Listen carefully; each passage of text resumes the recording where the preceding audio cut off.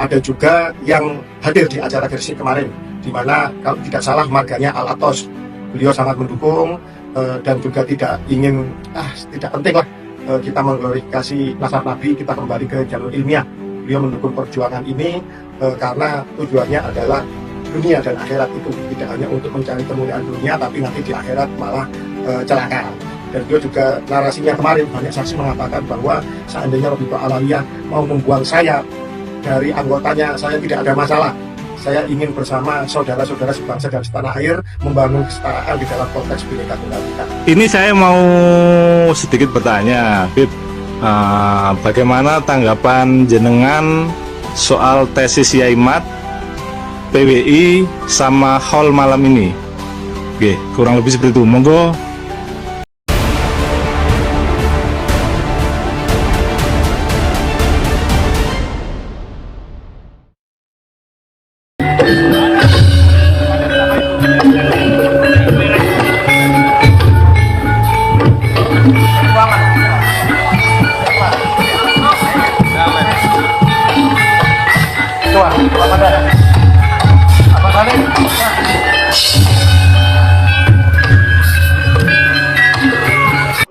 Patut juga kami tambahkan bahwa di dalam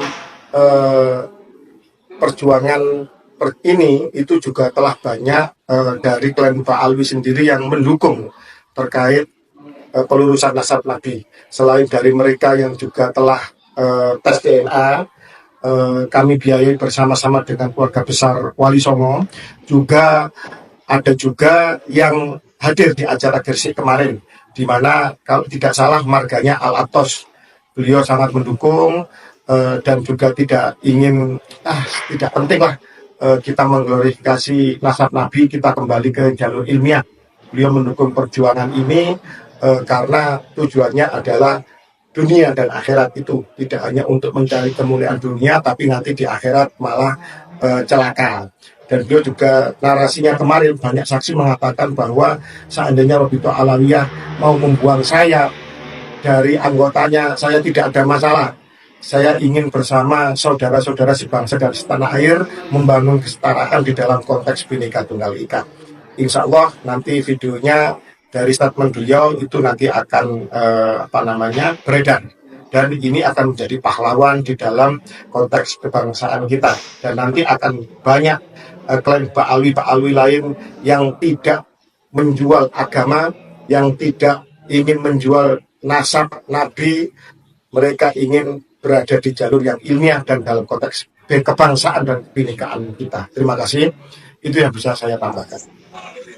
Assalamualaikum warahmatullahi wabarakatuh. Saya Iqbal dari Laskar Raja Wali Songo Surabaya.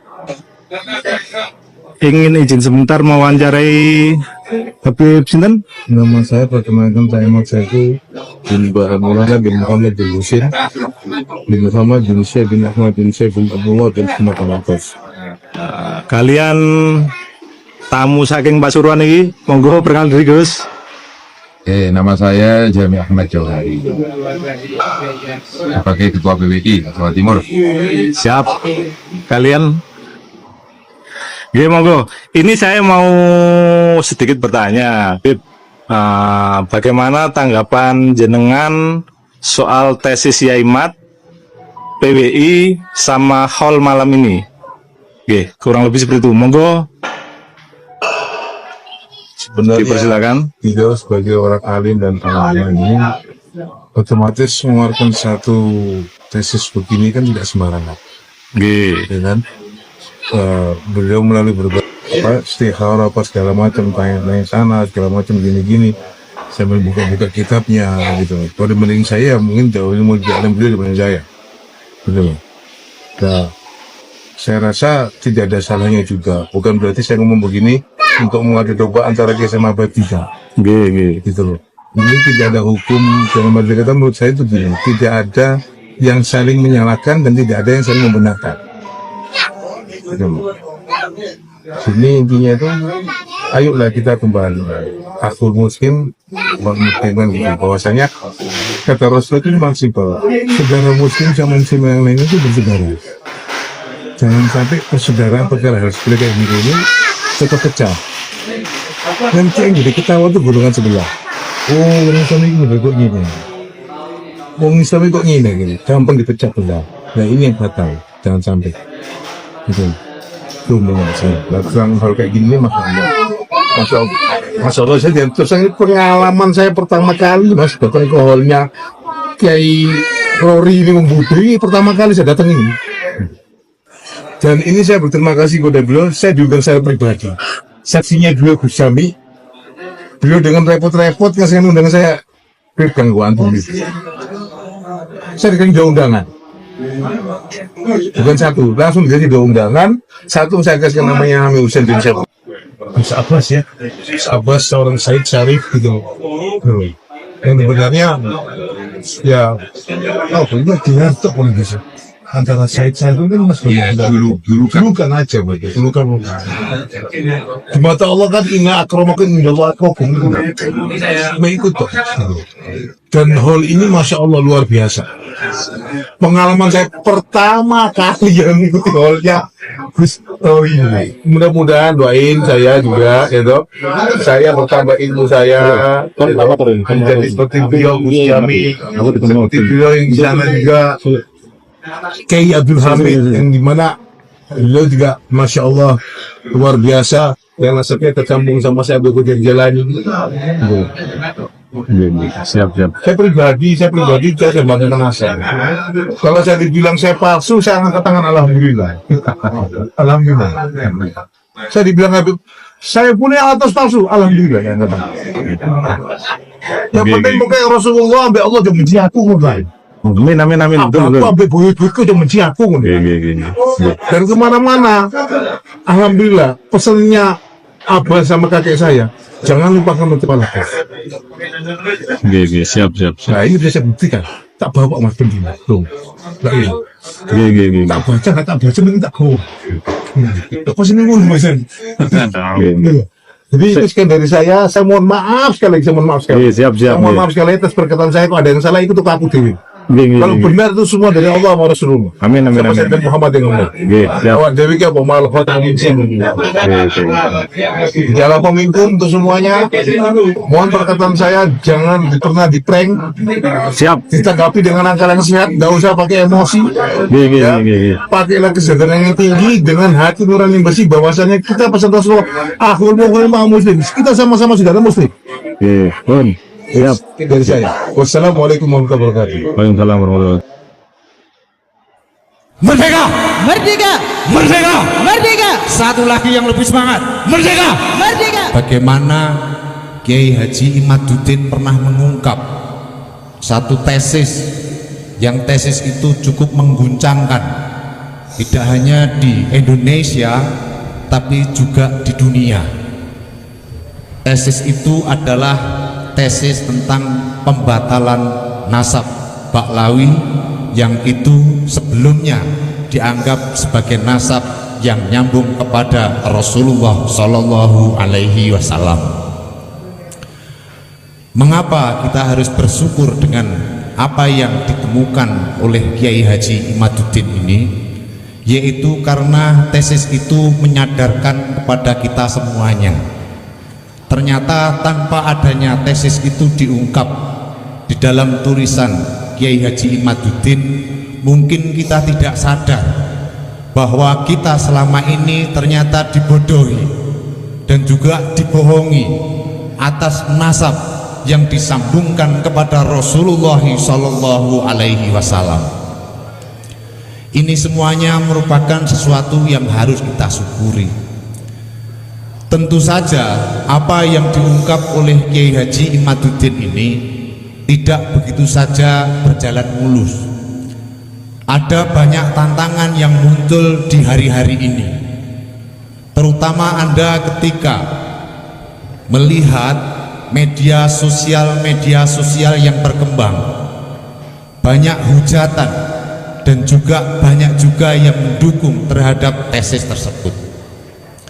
Namun di dalam hal ini kita berposisi sebagai orang yang mendukung terhadap tesis tersebut. Ada beberapa alasan mengapa kita mendukung tesis Kiai Haji Imad tersebut. Beberapa alasan antara lain ada sebuah buku yang ditulis yang judulnya itu adalah penelitian tentang orang Hadromi di Indonesia. Itu ditulis oleh seorang peneliti Belanda yang barusan diterbitkan tahun 2019. Ketika saya membaca buku ini cukup mencengangkan bagi saya secara pribadi. Mengapa buku ini mencengangkan bagi saya? Pertama, buku ini mengungkap tentang sejarah bagaimana masuknya orang-orang Hadromi ke Indonesia. Penelitian dari buku ini mengungkap penelitian dimulai tahun 1900 sampai kemudian 1950.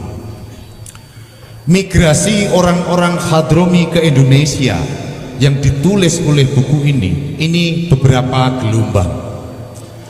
Tahun 1920 buku ini mengungkap bahwa orang-orang Hadromi yang beremigrasi dari Hadromi ke Indonesia ini kurang lebih terhitung di dalam buku itu sebanyak 45.000 orang. Mengapa orang-orang Hadromi ini bermigrasi ke Indonesia?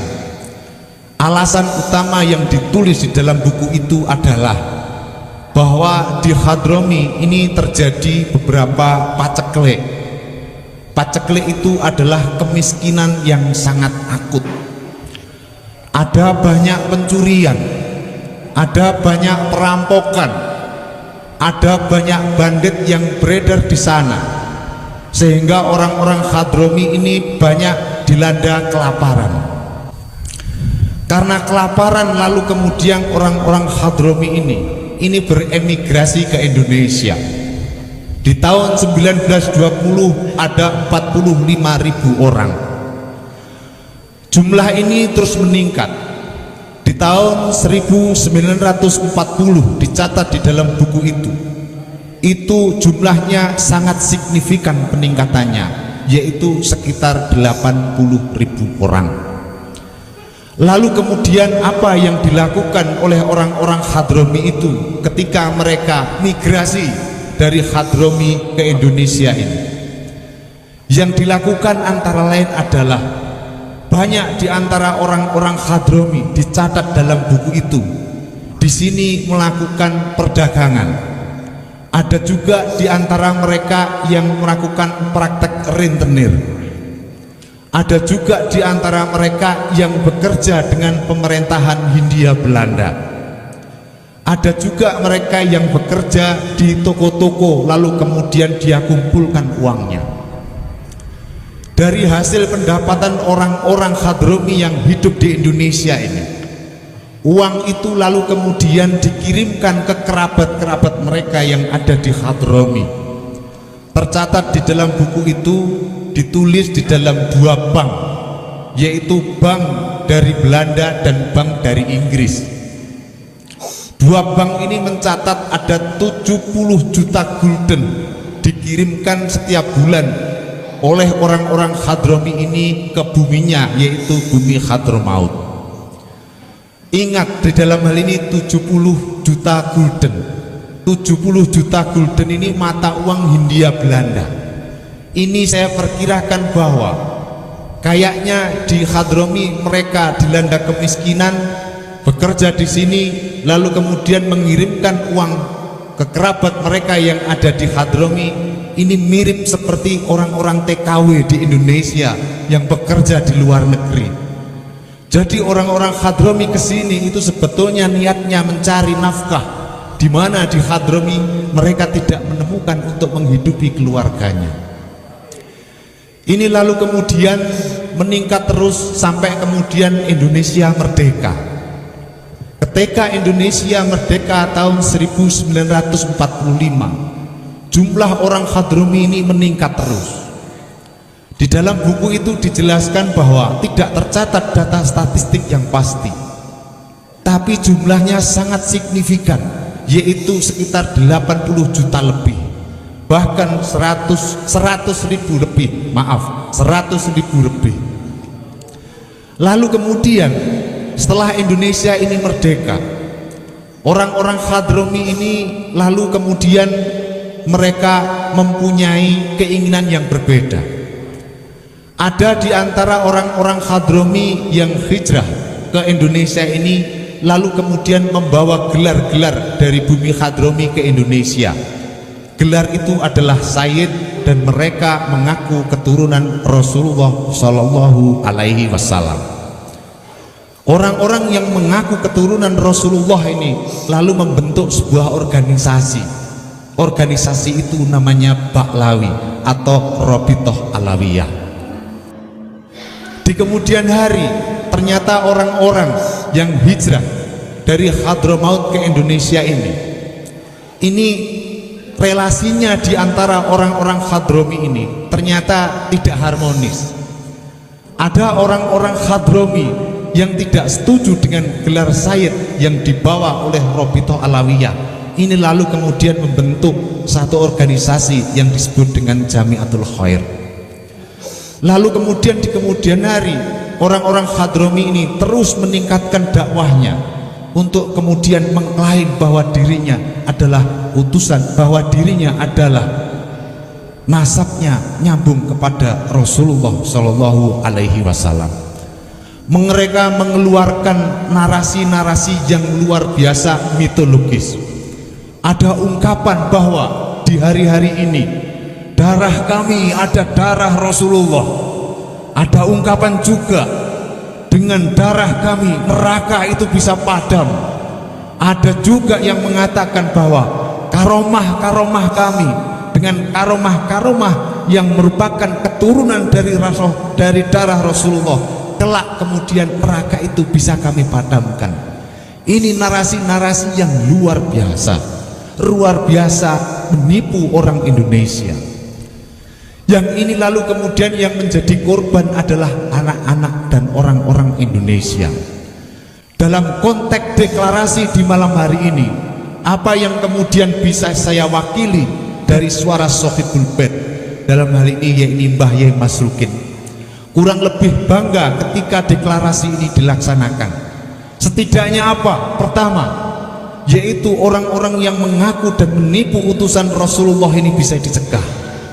Yang kedua, orang-orang pribumi yang mereka ini termakan dengan mitos-mitos yang hari ini dikembangkan oleh Ba'lawi, setidaknya itu bisa diselamatkan.